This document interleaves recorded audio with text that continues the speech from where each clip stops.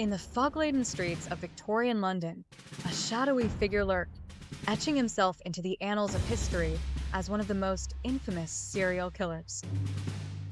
Jack the Ripper was no ordinary criminal. His calculated brutality and eerie elusiveness left the city in a perpetual state of fear.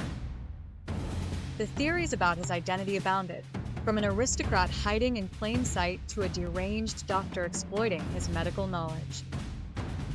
His victims, primarily impoverished women from Whitechapel, were subjected to grotesque mutilations, each crime scene more horrifying than the last. Despite the relentless efforts of Scotland Yard, Jack the Ripper evaded capture, leaving behind not just bodies, but a baffling mystery that continues to chill the bone. The foggy streets, the dim gas lamps, and the echo of hurried footsteps seem to whisper the name of a mythic figure whose shadow loomed larger than life. Today, historians and amateur sleuths alike still ponder over the identity and motive of a specter who turned London's heart to ice.